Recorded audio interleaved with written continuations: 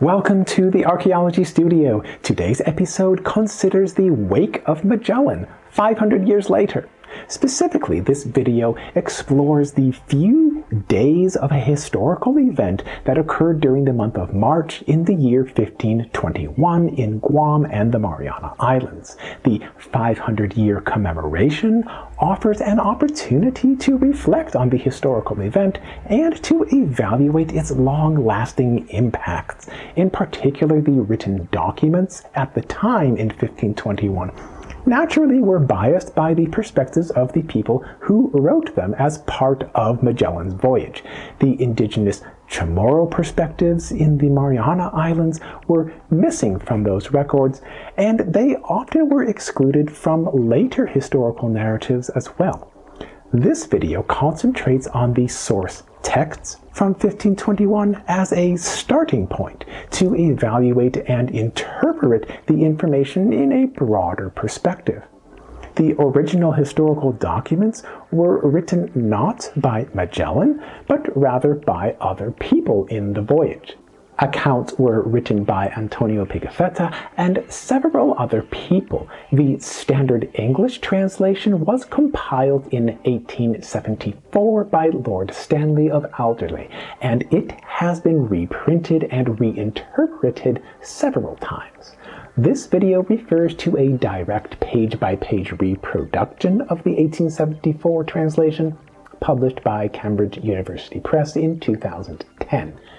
Ferdinand Magellan is a modern English-friendly name of convenience. The original name was in Portuguese, and different versions were made into Spanish and other languages.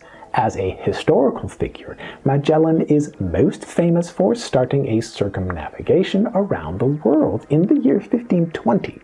He died partway through this voyage in April of 1521 in the Philippines, and the voyage was completed by Juan Sebastian Elcano and various crew members by the year 1522. The voyage started in Europe, proceeded across the Atlantic Ocean to South America, and then ventured onward across the Pacific and eventually continued all the way back to Europe. About 6 weeks before Magellan was killed in the Philippines, some of his crew members recorded their encounter in Guam and the Mariana Islands on the days of the 6th through 9th of March in the year 1521. Magellan's crew approached from the east or southeast, making sight of the largest and southernmost islands of the Marianas. The crew may not have sighted all of the islands that extended some hundreds of kilometers farther northwards. The texts refer to at least 2 of the largest islands at the southern end of the archipelago, known today as Guam and Rota. Numerous generations of Chamorro people already had lived in the Mariana Islands long prior to Magellan's arrival. The archaeological evidence points to the first indigenous settlement around 1500 BC, and therefore Magellan's crew arrived here more than 3,000 years later. During those 3,000 years, the indigenous Chamorro people certainly met with different Pacific Islander groups from overseas, and perhaps some of the Chamorro people themselves had voyaged overseas and returned back to the Mariana Islands. After all, their ancestors had traveled more than 2,000 kilometers across the ocean in order to reach the Mariana Islands in the first place and to establish the initial island settlements by 1500 BC. Again, more than 3,000 years prior to Magellan's visit in AD 1521. Magellan's crew represented an entirely different experience for the Chamorro people of Guam and the Mariana Islands. For the first time, they encountered people who looked quite different, wore strange clothing, spoke an incomprehensible language, traveled in bizarre forms of vessels, engaged in outright violence against the Chamorro people, and then abruptly fled from the islands. This encounter was brief in just a few days, but it must have created a serious impact among the Chamorro people. At the very least, the Chamorro people would have become concerned about more invaders arriving from overseas. Just a few days in March of 1521 brought a major turning point in the history of Guam and the Mariana Islands, with implications for world history as well. The long-lasting impacts logically were not known at first by the Chamorro people, who had experienced only a singular and extreme event, and the later implications would develop after another several decades. Meanwhile, the potential for long-lasting impact was very much recognized by Magellan, his crew members, and most people in Europe. At its core, Magellan's voyage was intended to create long-lasting impacts of imperialism and colonialism all around the world, even in the many places that were not yet known by Europeans. From a local perspective in the Mariana Islands, Magellan's visit was uniquely fascinating and terrifying. Memories of this event have survived in traditional histories, and they are remembered today. During the decades and centuries after 1521, the indigenous Chamorro people experienced long-term, sustained imperialism and colonialism by external powers, and many of those effects still continue now. Throughout all of those events, however, the traditional histories of Magellan's visit had persisted. From an external European perspective, Magellan's visit opened the possibility for imperial powers, notably from Spain, to develop global networks of colonies and trade lanes. For instance, Guam and the Mariana Islands were positioned along the trade route of the Manila galleon trade that endured from 1565 all the way through 1815. More recently, various other foreign powers have influenced the region, extending into the present day.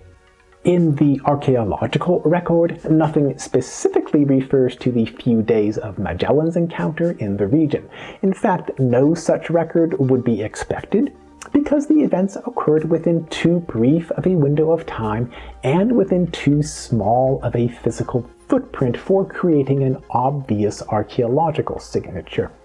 Looking at the written records from Magellan's voyage, very little information actually pertains to those few days of the 6th through 9th of March in 1521.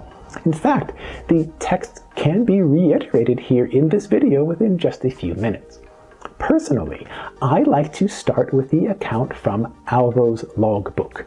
This logbook mostly was concerned with recording technical facts of the voyage, such as the degrees north or south from the equator, the direction of travel in a compass bearing, and the distance traveled in each day. With this focus on the basic facts, Aldos Logbook probably is the most reliable source of basic information of what happened during the voyage. Aldos Logbook mentions that the voyage on the 6th of March 1521 was positioned at 13 degrees north and traveling toward the west. The English translation is given here. This day we saw land and went to it, and there were 2 islands, which were not very large, and when we came between them, we turned to the southwest, and left one to the northwest. And then we saw a quantity of small sails coming to us, and they ran so that they seemed to fly, and they had many sails of a triangular shape, and they went both ways, for they made of the poop the prow, and the prow the poop, as they wished, and they came many times to us, and sought us to steal whatever they could. And so they stole the skiff of the flagship, and the next day we recovered it. Later, Aldos Logbook mentioned, we sailed on the 9th of March in the morning. In my view, this documentation is most important for verifying the sailing skills of the Chamorro people in the Mariana Islands. Aldos Logbook mostly was concerned with recording the navigational observations and technicalities, and therefore the admiration for the indigenous sailing skills is quite remarkable. Aldos Logbook mentions that unknown numbers of people stole a skiff from the flagship, but then the skiff was recovered in the next day. Nothing else is mentioned about this encounter here in this particular text. Next, I usually move to the account that was attributed to a Genoese pilot, referring to someone from the Genovese communities of northwest Italy. This vague and impersonal reference, without even giving a name, reveals something about the views of Antonio Pigafetta when he acquired these original documents and assembled them as part of his own report. The so-called Genoese Pilot wrote about Magellan and his crew in an oddly detached point of view, as if he were not even part of the crew. On the 6th of March 1521, they fetched 2 islands inhabited by many people, and they anchored at one of them, which is in 12 degrees north. And the inhabitants are people of little truth, and they did not take precautions against them until they saw that they were taking away the skiff of the flagship, and they cut the rope with which it was made fast, and took it ashore, without their being able to prevent it. They gave this island the name of Thieves' Island. This brief text mostly is concerned with supporting the story about people stealing a skiff from Magellan's flagship. In this external point of view, these islanders, as well as all of the other islanders who Magellan's crew did not yet even meet, were regarded as thieves. Magellan and his crew referred to these people as thieves, and they referred to the islands as the islands of the thieves. This account by a Genoese pilot continued a little more. Magellan, seeing that the skiff was lost, set sail, as it was already night, tacking about until the next day. As soon as it was morning, they anchored at the place where they had seen the skiff carried off to, and he ordered 2 boats to be got ready with a matter of 50 or 60 men. And he went ashore in person, and burned the whole village, and they killed 7 or 8 persons between men and women, and recovered the skiff, and returned to the ships.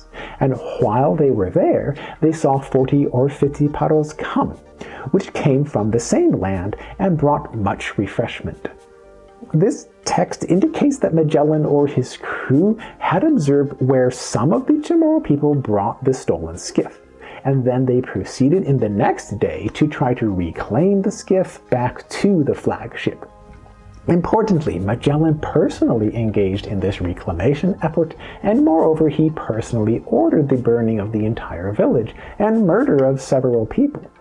This event has been affirmed in other sources, and clearly the retaliation by Magellan exceeded the perceived offense, applied in extreme measure against a whole village. The text then mentions that numerous sailing canoes came out to meet Magellan's crew and to deliver refreshment, probably in this context referring to the refilling of food and water supplies. This specific event is difficult to interpret.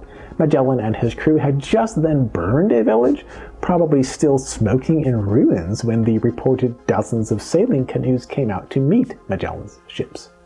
The next part of the text mentions the hasty departure ordered by Magellan. Magellan would not make any further stay and at once set sail and ordered the course to be steered west and a quarter southwest.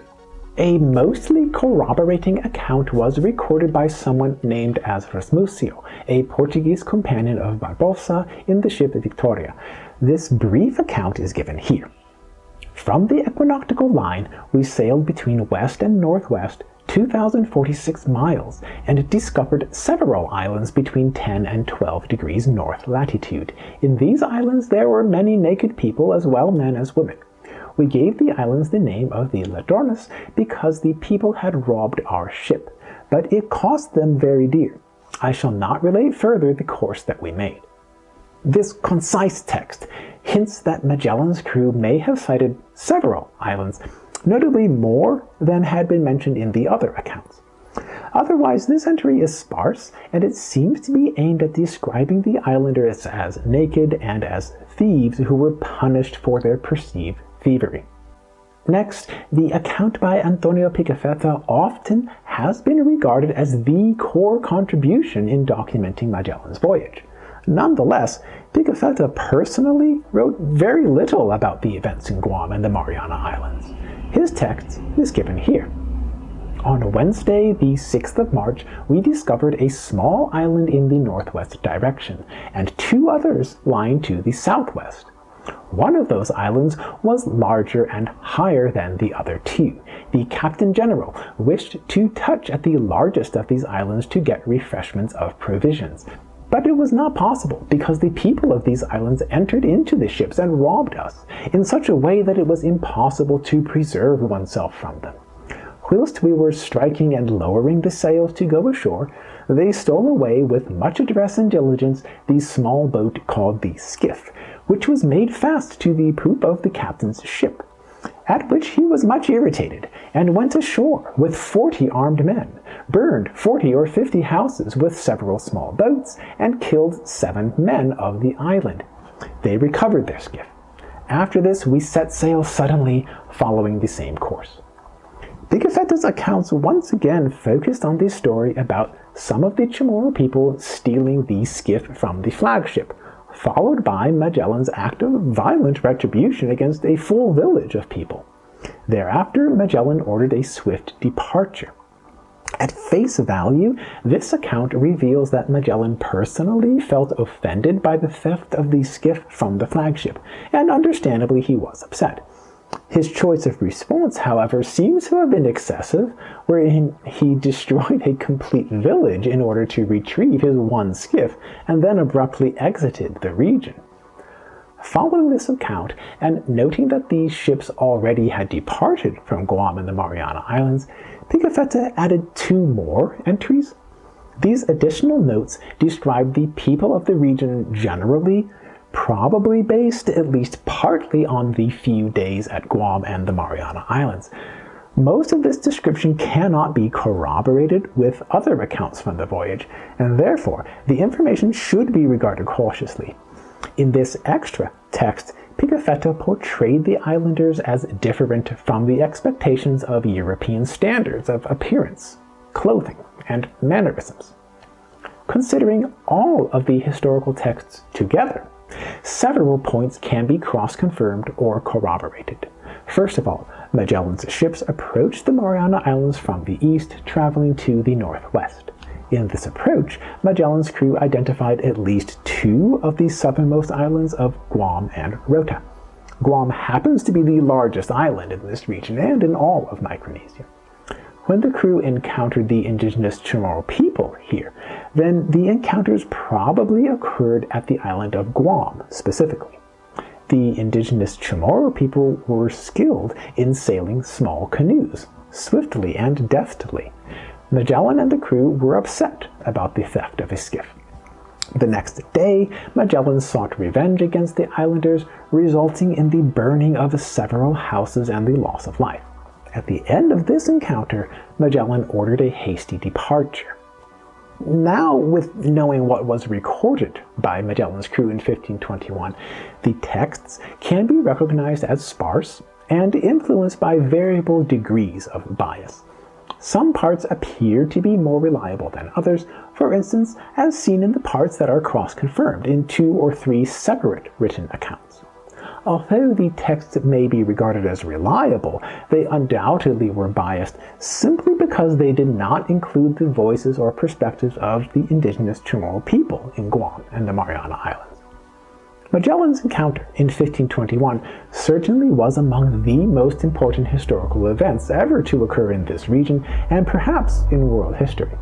Today, after 500 years, the little bits of historical texts from 1521 probably should be reconsidered and re-evaluated through perspectives that at least recognize the views of the indigenous Chamorro people. The possibilities for new thoughts and interpretations ideally can refer to the original historical texts, for example as attempted in this video.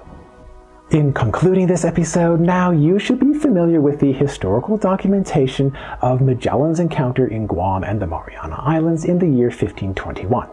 Now, more than 500 years later, what would you identify as the most important parts of these texts? And how would you interpret these texts in broader perspectives? What could be the implications for reassessing conventional narratives in world history? Please remember to subscribe to this channel, share with your friends, and explore more online videos with the Archaeology Studio.